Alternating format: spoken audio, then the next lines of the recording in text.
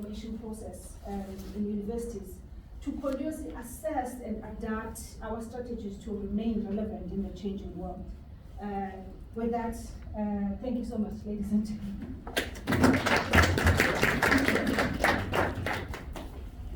Thank you very much, Buffy, and thanks for keeping to time, which is great, and will leave us.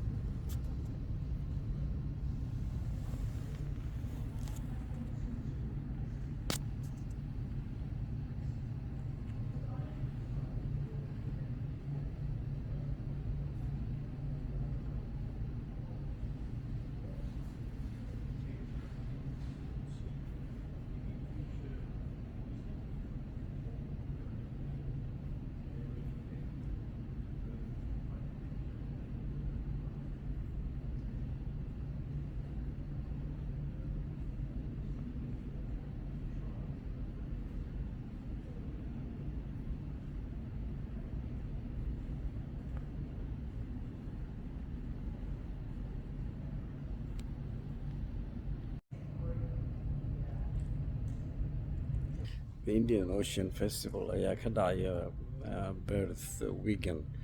Saddexdii sanaba mar ayaa la qabtaa the Indian Ocean Festival. Marka wadamada Indian Oceanka ku yaala Soomaaliya ayaa most appropriate waayo badda Indian Oceanka qaybta weyn baan haysanaa.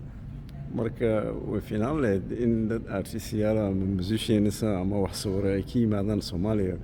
Sawirkan hadda arkayso waxaa sameeyay Indonesia iyo Malaysia oo ardayda Curtin University intay wareysi ka qaadeen wareysigoodii marka iyadoo qoraalana iyo sawir kalena waan soo gelin doonaa. Marka arrimahan bal laga fikiro yani waxaan ka mid nahay wadamada ku yaala Indian Oceanka festivalkan waxaa la yiraahdaa Indian Ocean Festival.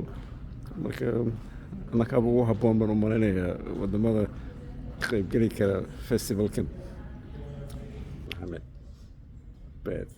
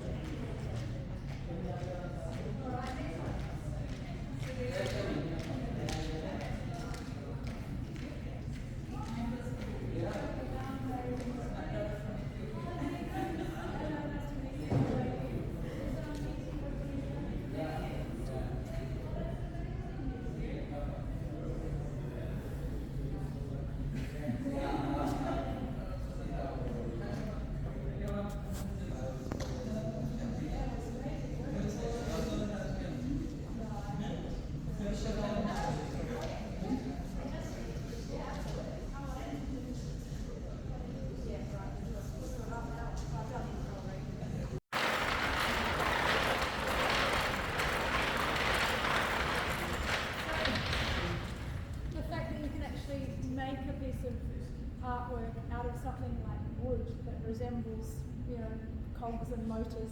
His father actually owned a mechanics shop, and he spent a lot of time around two-stroke engines, so from lawnmowers to mopeds and motorbikes. Indonesia, called Yudi Sulistyo. Now, this artwork also belongs to that same collector I mentioned before. So Confia Carbo is also the owner of this artwork and is on loan to us from Confia. And the artist Yudi Sulistyo, he was very interested in making an object that was supposedly full of power and threat and violence, but actually taking away that by making it pathetic, by making it, it's been shot, it's been graffitied, it's been rusted. And so he was really interested in objects of power and violence, but actually trying to undo that by making it pathetic. You can take pictures, absolutely. Unfortunately, what we can't do is touch it. But I can tell you, picking up this seat here, it's like picking up a shoebox. It's so light. It's so again, it's that process of an artist using materials that tie into the ideas that he's kind of working with, which is this idea of sort of patheticness and feebleness. So this came out of the crate from the space, and it's amazing. They actually weave onto come from car seats. So in Australia, there's very much a tradition of if your car breaks down and you're in the more rural or remote areas, you leave it there. You know, you just. And so I really like the fact that these women are working with those objects that have kind of been imposed upon their landscape, but then bring their landscape back into these objects again by bringing these two practices together. So yeah, each of these are from cars. And so you get these beautiful kind of odd shapes, but they both seem to work in symbiosis with each other. And again, I said before that all of the artworks in this exhibition are on and shared with student staff, teachers, on the walls of our university. So it's really lovely to be able to know that we're actually supporting some of these artists, meanwhile actually being able to bring these stories to students and staff around here as well. So yeah, a bunch of female women working in jungle lands.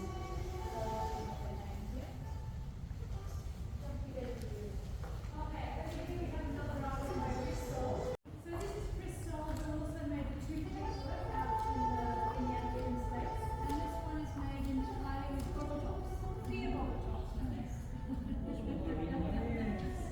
So I don't know what sort of beer is drunk in Cape Town, but it's obviously got a red bottle top into it. Shaped, or I think it's again a bit like his toothpicks outside.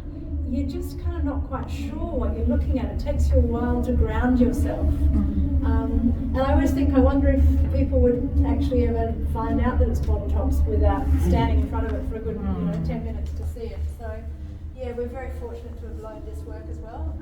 So this very interested in what happens when something is repeated again and again and again, and what details you lose and what details you pick up. And so yeah, there's 1,008 of these objects, so 504 stones. And he really is a maker. He makes and he makes and he makes. And he had an exhibition quite recently where he had 5 or 6 of this scale installations. And again, all done in this tiny, tiny studio in Japan. So you just kind of realise that dedication to practice that someone like Albert has. Yeah, phenomenal. And he was very, very involved in the layout of the lighting too, because the lighting obviously is as important as the objects in some ways. You know, these shadows, the way that they bounce off each other. Yeah, I think it's a really yes, all fired. Yes, so yeah, like 3 just killed at a time.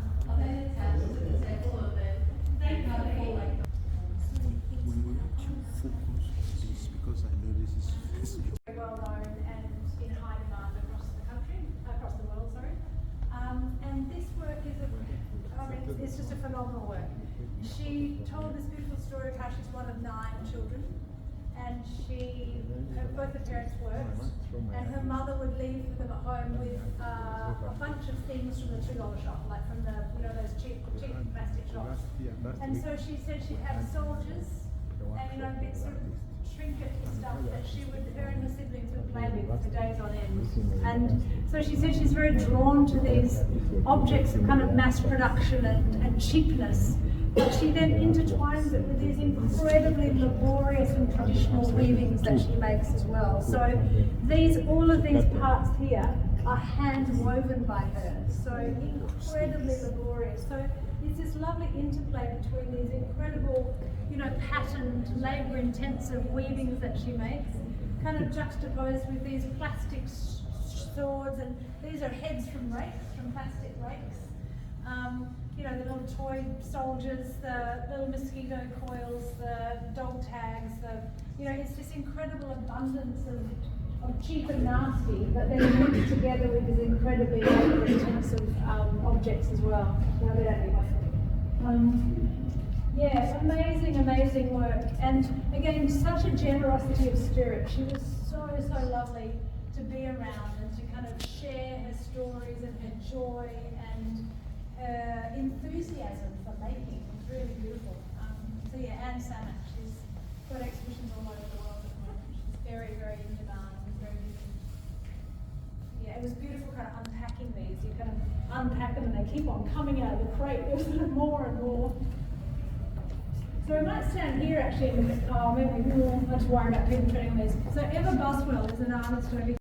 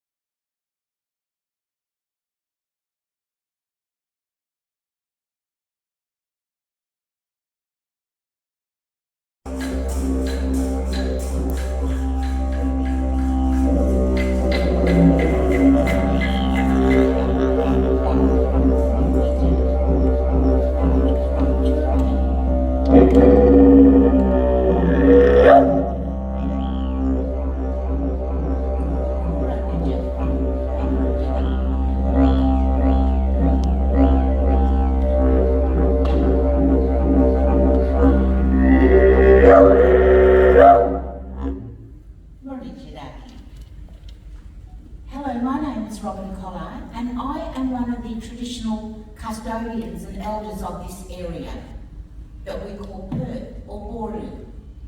When we do a welcome to country, particularly to new people from overseas, welcome, it's actually about making sure that you are safe while you are here on our land and to be welcomed into this space called Boru or Perth. I will welcome you to country in the ancient language of Noongar, but I will also explain to you what I am saying. And my grandson tries play the didgeridoo. The traditional name is the Yadaki, and it actually comes from the Northern Territory, of where Trice and I also have connections. Kaya, wanju ni nurukandak ni jenang wankaningwa, carved. Boru, Margara, Kargara, Dubliurigan Nija, Warila, Wadran, Wajima, Durbunara, Nijabiri, Waliba, Jalgara, Karamuda, Mandun, Jundala, Nija, Nurukandak Nin, Boru. Hello and welcome. You are sitting here in the city of Perth. I have just taken you around very quickly to some significant places in the Perth metropolitan area, which is all of Wajak Noongar land. So we're here, Margara, which is the river crossing, just over to my left. We're here in Boru. Then to my right, we have this hill called Kings Park. Its traditional names, it actually has three, Karagara, Karakumba, and Jinangambo. Because when you are standing at the top of that hill, you are looking out over all of this land that I have just mentioned.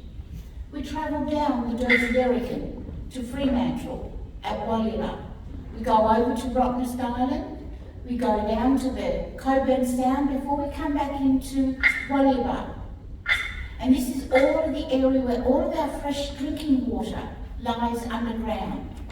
B, that water nourishes the land, the people, the plants and the animals. Jungara, the Canning River, before we see the beautiful hills in the distance called Karamula, the Black Hills, also known as the Darling Ranges. We then see Mangaroon, the place of many trees, around Midland and Guildford, and up the north we have Jirraluk. Jirraluk, Congaluk, Boyaluk, Marrawak, Nija, Lunakagad, Yin, Wajak, Nunawujak. From the north to the south, the east to the west, you are sitting here in Wajak, Nunawujak.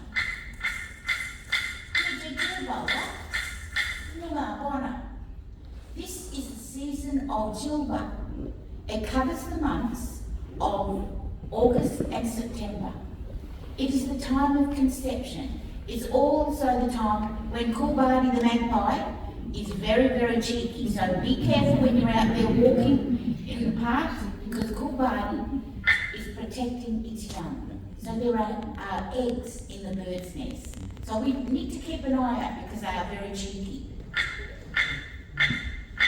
Here in Noongar country we actually have 6 seasons. Not 4 like the Northern Hemisphere, but 6. Because Buja Wankani, the land speaks to us. Kabita babita yakanija, nurakan kura kura jina.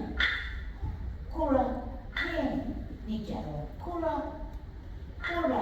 jina. Nija kuri waja puja.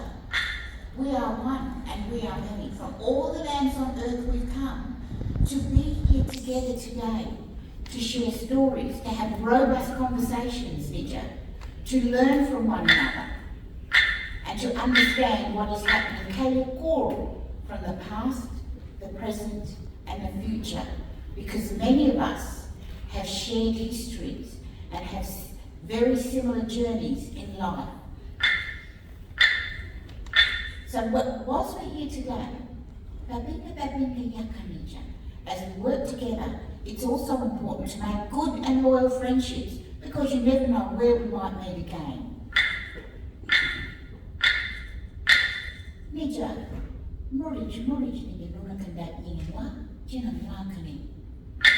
you are strong and resilient. Kaya Wanju, Marmin Jukan, Yogas Munis, Bridas, Wanju.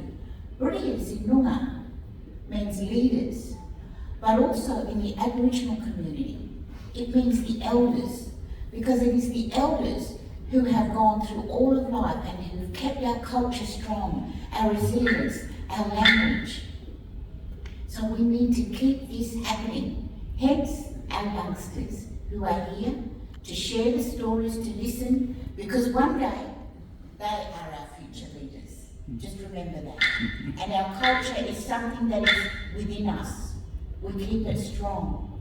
We need to keep it alive and resilient, and that tapestry of work that we stitch together for the future. Nija, Yanko, thank you. Thank you.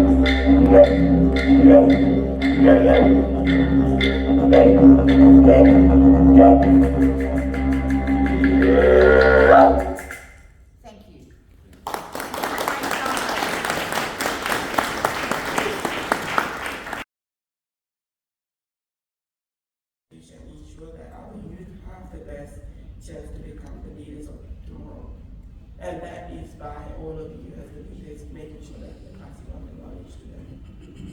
I look forward to hearing the outcomes of today's forum and the many of other events that are happening during the African Week of African Australian Week. I wish all of you a wonderful and productive day ahead. My speech was only limited to 3 minutes. I hope to for Africa. We talked of the Renaissance of Africa. And a lot of researchers have said that Africa is the next growth. Keep something back. Give it to diplomats, rest assured, we may not be so candid to each other as to what has to be done. So let's take it back to the institutions of academic excellence and offer some solutions. Professor John Hem, Professor Aldo Strobel, the co-chair on the African side, welcome you to Kettering University. Associate Professor Grace Liu, AAUN manager, distinguished members of the AAUN fraternity, invited guests, ladies and gentlemen. It is my honor once again, in my capacity as the Dean of the Africa Group in Canberra, and indeed on our behalf, to participate in this year's AAUN Forum and to be part of this critical conversation. Australia Forum. I'm really delighted actually to be part of this esteemed panel in the first session, and we had a wonderful welcome to country before. I flew into Perth from Mauritius yesterday, and it's so wonderful to be back in Australia. I love coming home. This is my first Australia-Africa week after starting as Australian High Commissioner to Mauritius and Seychelles and Ambassador to Madagascar and Comoros earlier this year. So I'm based in the Indian Ocean. They've put in the strategy. So I've got 5 minutes, and I just would like to comment about South Africa's just energy transition and also what we're doing at the National Research Foundation of South Africa. So as you will recall that in 2021, the South African government secured financing of about $9 billion US package from donors around the world, the US, UK, Germany, France, and the EU during the COP26.